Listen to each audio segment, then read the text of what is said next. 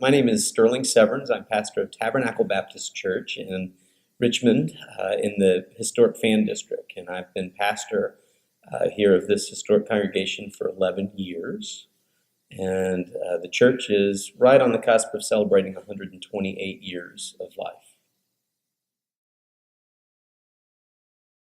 There's an understanding with worship here at Tabernacle that worship is something that we all do together, starting from the youngest among us all the way to the oldest among us. And so inevitably what that means is there's something for everybody, which also means that the flip side is also true, that people are going to have favorite seasons and the opposite of favorite seasons, depending on how creative we are with any given season.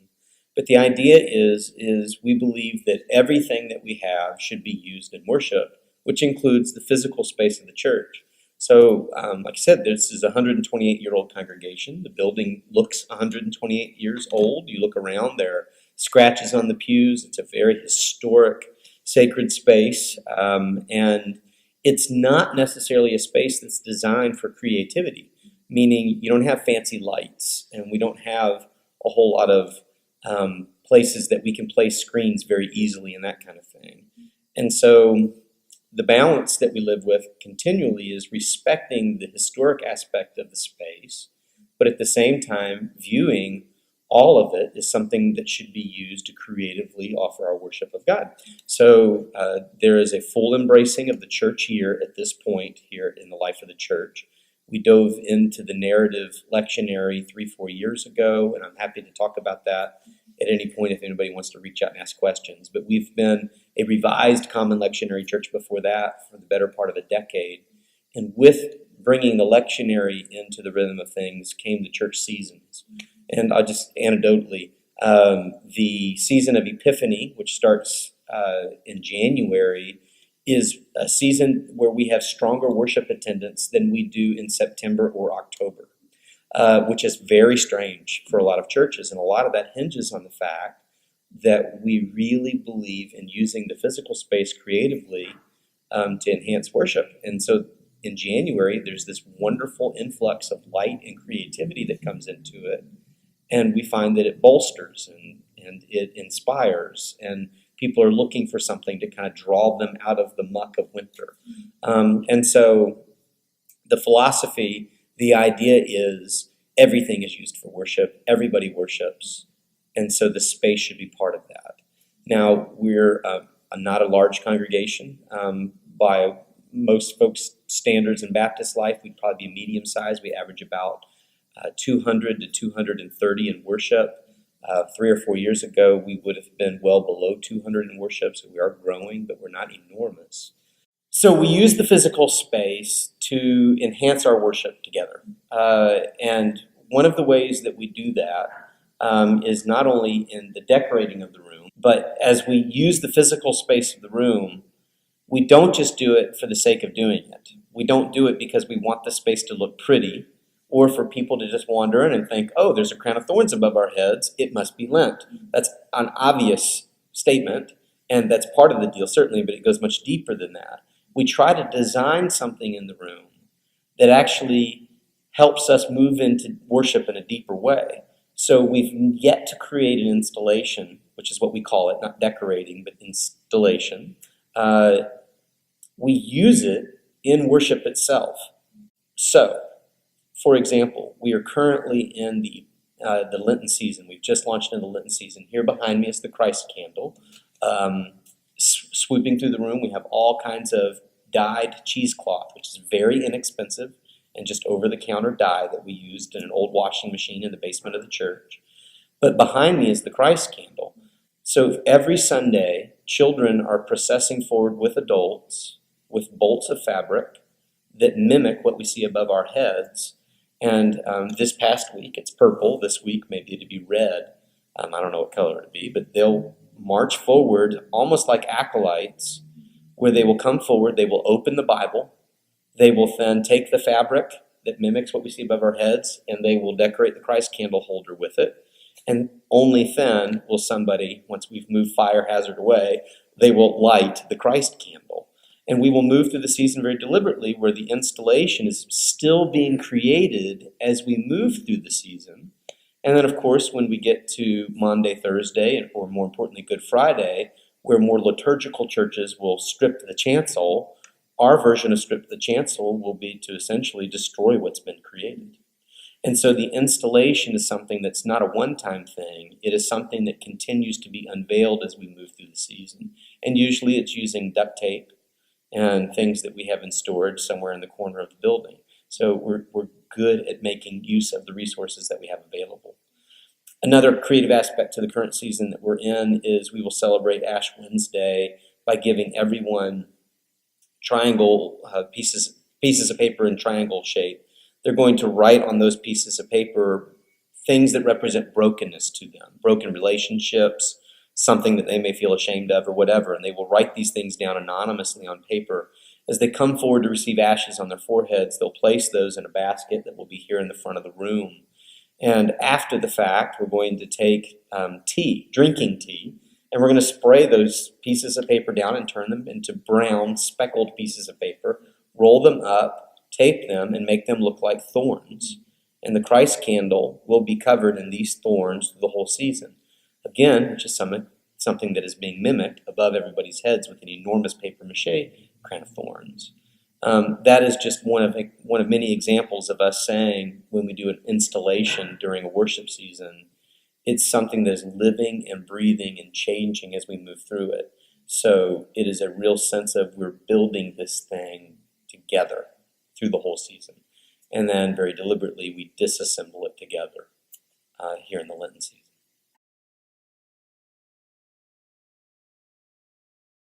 There's a core group of people that are involved in looking at how we want to approach the season, and that begins first and foremost with the pastoral staff. We have a minister of music and worship. Her name is Dr. Judy Fisk. She's been at the church for 35 years this weekend. Judy is an amazing individual with all kinds of skill sets. She's very good at rolling her hands up and making things happen. So, for example, she's the one that dyed all this cheesecloth that's above our heads right now. We also have currently Kristen Koger on staff, a very gifted young pastor that is serving here among us. And the three of us have sat down here looking at the Lenten season before it has come to us, looking at the biblical passages that we know will be coming up in the narrative lectionary, and we try to find some consistent theme or thread that we think binds them together.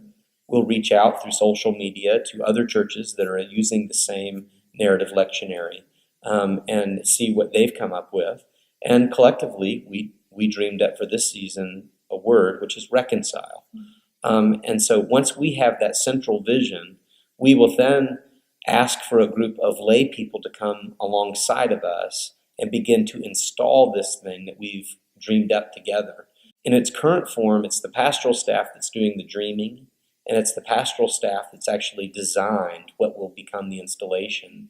And then it's the lay people that come in and offer their interpretation once we actually dive into the tangible stuff. So Judy dyed all this fabric. We assigned a layperson that we know is really good with paper mache to create the crown of thorns. But it was only on the day that we all came together, and when I say we all, that day there were probably 15 of us. They were children all the way up through senior adults, and we all came into this room together. I laid out, here's the theme of the season. This is what we're wanting to accomplish. This is what we think it's going to look like. But let's see how the Spirit will work as we do this work together. And in the end, this thing actually took a couple of twists and turns when it was all said and done, and that was the role of the lay people, taking the vision that we had cast in them and then making it their own. And then as we move deeper into the season, inevitably, littler things like this will be tweaked as we go along.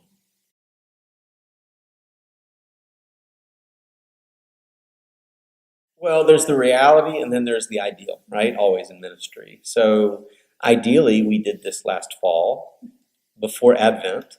And we had a group of lay people that were working in the belly of the building on a Saturday, sometime creating it. But the reality is life and ministry don't stop, particularly in smaller congregations. And so we ended up coming up with this concept pretty much toward the beginning of the calendar year, which would be the beginning of the Epiphany season. So at the beginning of the season that precedes this one. is when we really came up with the concept. There have been other seasons, though, where we have projected far enough forward where we were 2 seasons ahead, and those tended to be installations that were much more involved, or involved a lot more lay folks on the front end of the process rather than the day of the actual decorating or installation. First, there is a sense that you have to have a church that has a willingness for this to be tried. And I will say that when we first dove in with our first installation, it was Pentecost. Pentecost was not a tradition or a season that was familiar to this congregation. And so we knew we were taking a risk in doing it. So we knew we couldn't spend very much money because it hadn't been budgeted. And so we started thinking, who do we know? Well, we got a guy in the church that's a welder for a fencing company. So we said, hey, Rami, will you go talk to your boss and see if he'd be willing to create something for us? And we drew it up on a little napkin, and he said, sure. And they ended up doing it for us at cost. All it was is some metal rings that they connected. Then we went to Walmart, and we bought some fishing line. And then we went to our copy machine and got some cardstock and made photocopies of people's pictures on these dove templates, shape of a dove. And all we did was we cut around the dove to where it was the shape of a dove. And on one side, it was somebody's picture from the church, and on the other side, it was blank. We asked people to write prayers for that person. And then we just hung them from the ceiling. So when it was all said and done, that was a project that cost us perhaps $100 total. We didn't have it budgeted, which meant that we had to kind of beg and borrow. But in the end, it was a fantastic, very meaningful experience. And so when it came time to do the next installation, we had people saying, how much do you need? So one of the great benefits to this is sky's the limit when it comes to creativity. You don't have to go big every single time. And once you've created a cache of things, for example, dyed cheesecloth that we order from the internet, we'll always have this fabric. And so whereas right now there are multiple colors above our head, we know that this white strand, which hasn't been dyed, is something that we'll be able to use in the upcoming Easter season. And so after a while, after you make the initial investment into fabrics, we find that it's not nearly as expensive as we move through it. We also are people that believe very strongly in working with other churches. And so we would say borrow from each other. You know, don't be afraid to reach out to churches that you know have done stuff like this before and to say, hey, would you loan us a long bolt of blue fabric? We've even pondered as a church playing around with the idea of a youth fundraiser where we actually rent out fabric for a season for very little money, but it's used to help fund a kid going to camp this summer. And so think outside the box. Do you have a group in your church that perhaps are really handy and they'd be willing to come to a sister congregation and build a bunch of shelves in a room, and in turn that church is willing to loan out fabric for a season or whatever? You barter with what you have. You use the duct tape that you've got, you use what you've got in the basement, and then you reach out to other churches that have it, and in the end everybody wins.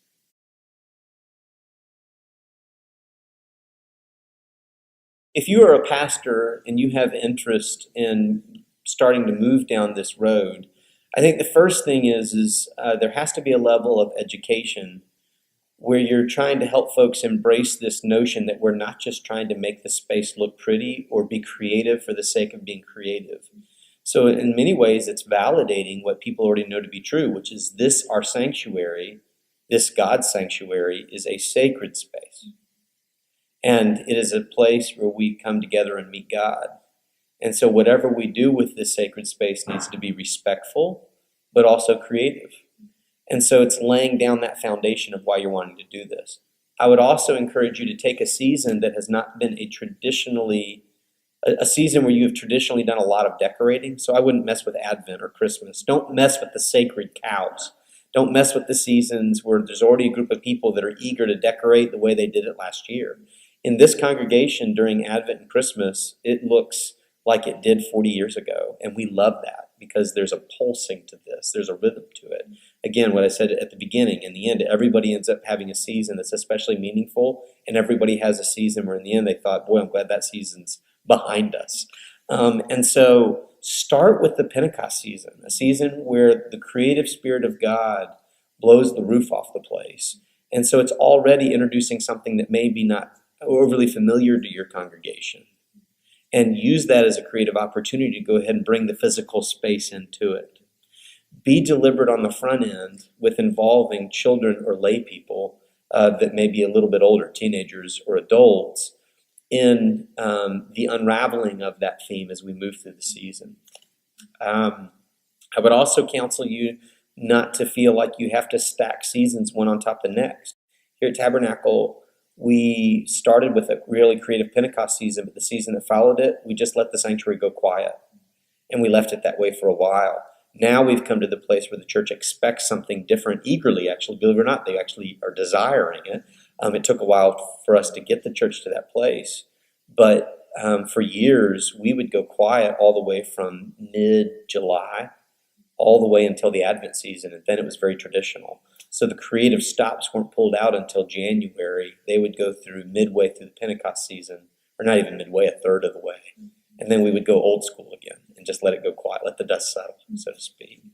And then the last word of counsel that I would have would be, if you're not the creative type, don't try to force yourself into being the creative type. You've got people in your congregation that probably are.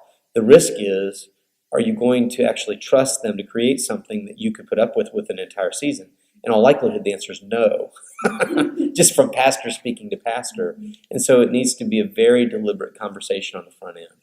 So if you're not the creative, if this creativity stuff doesn't just flow out of your head or your heart naturally, find somebody in the church that you think has a good eye and that you do trust, and see if you can't begin a dialogue now for what's going to happen 5 months from now.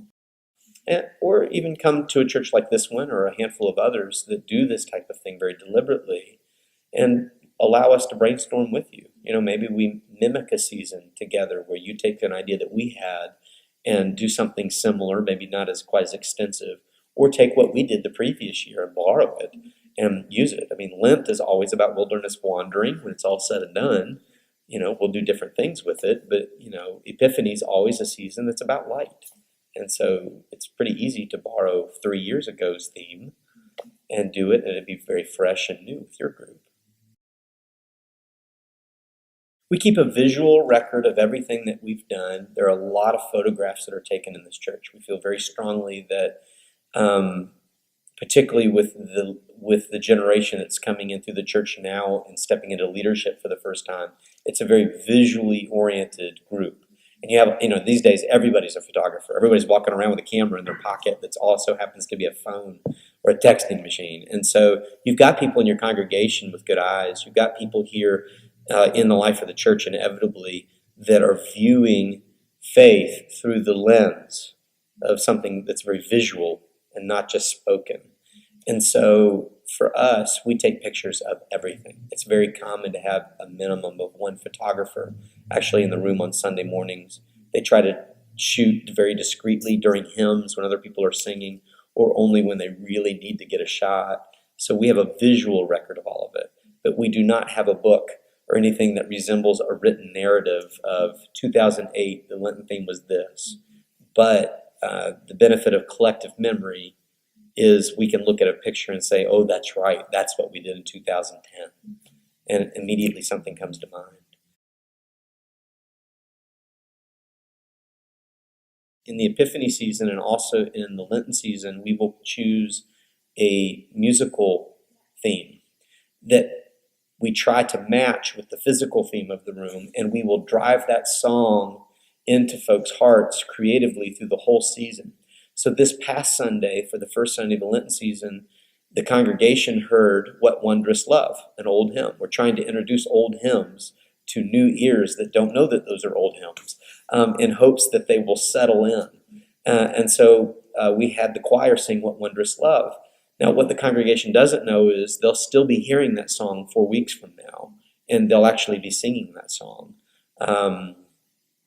Some of the most meaningful moments that we have found over these last several years are children humming a song that they heard 2 years ago in a particular season. Ideally, you have a musical theme that matches the physical theme for the season, in hopes that when I hear He Leadeth Me, which was the theme for our Epiphany season this past year, that it will trigger something in my mind that reminds me of what the space looks like and what we experience collectively as we move through that season together. So there's a visual memory, but also an audible. And we all know it to be true that when it's all said and done and we've lost most of our marbles at the end of life, it's the old hymns that stick. It's the music that we remember. And so we are somewhat sneakily introducing music through these seasons that becomes us shouting it by the time we get to the end where it's obvious. And that has become a wonderful surprise for folks. And so we have people that are eager to know what the theme song is going to be for the season. Even though we'll never use those two words together, theme song, they will know because it is steadily present through the season. So we use all ages of the church and worship leadership here. That took a while to shift to. Our approach to worship is that liturgy means all of us do it together. We all worship God together. I say constantly in the welcome on Sunday mornings, we are not the audience. God is the audience. Worship is like a recital where we all bring the best that we have and offer it in unison. And so children, we know children eventually grow up to be teenagers. And statistics say that when teenagers leave high school and home, they also leave church and never come back. And we believe that one of the reasons that happens is because the church was never theirs to begin with. We tuck them away from the day that they're born into the nursery. When they become teenagers, we take them and put them in youth rooms and create environments that are solely centered on youth. But in the end, we are disconnected from them as a whole. Worship's the most important thing that we do in the life of the church. Everything begins with worship or celebrates the fact that it just happened. Therefore, children on up should be involved in worship leadership. And so with these creative installations that are brought into the life of the church one season at a time, particularly in Epiphany and Lent, also Pentecost, but especially Epiphany and Lent, we will try to create what we call a threshold moment. It's in a more liturgical tradition, it would be the acolyte moment where two kids walk up the aisle holding flame and scripture and move slowly down the aisle. For here, it's much more organic than that. And we have come to call it threshold, is what the pastoral staff calls it. The average layperson wouldn't have any idea that we call it that. But basically, we will have the children create something through the whole season that ends up taking on great meaning as we move our way through it. My favorite was several years ago. We actually, it was a risk, but we put a sandbox on the platform. We removed the pulpit and put it to the side. We didn't remove it. We put it to the side. We put a fairly large sandbox that was tilted up where the congregation could see it. And every week, children would come forward holding colorful marbles and rocks in their hand. So this week may be green. Last week may have been red. And what they did was they created a pathway in that sandbox out of these marbles. So as we moved through Lent together, the children created this beautiful pathway in the sand that we could see. On Monday morning, we take a photograph of that pathway in the sand in the wilderness, and it becomes the bulletin cover. Very simple. Didn't take 5 minutes to do that. And then, very sadly, always on Good Friday, the stripping of the chancel moment, stripping of the color comes when some grown-ups come forward and take a metal bucket and they removed all of that beautiful work the children had done and drop it into this metal bucket, which, it echoed through the room as you heard it. And that was a really hard moment that set in with our children, but powerful. There was another year that we took, this sounds crazy, I know, but we took a photograph of dirt and we photocopied it and we laminated it and put it on paint sticks, all right? We got a group of volunteers to come in and stain a bunch of paint sticks. We stapled these things together, and then we took all these horrible artificial flowers that we had sitting in a random corner of the building, and we stapled those to those sticks. And so Lent is a word that means spring. And so what we did was every Sunday in Lent, we had the children, all the children, not run, but practically skip down the aisle at the beginning of the service, and they would hand these paint stick flowers to people that would stick them in the pews. And we effectively created a garden in the sanctuary as the whole season moved along. It was powerful for our children. They were engaged in worship leadership. They could see visibly that they were participating in creating Lent for what it was. And then again, when we got to Good Friday, what do but pull all the flowers up, which is a very difficult thing. But the children understand that they're part of it. And so the role that the children play is directly connected into the decoration, into the installation of what we do in the season. And it's one way that we find that children can engage in worship, even though they're not old enough to read. They're certainly old enough to do that.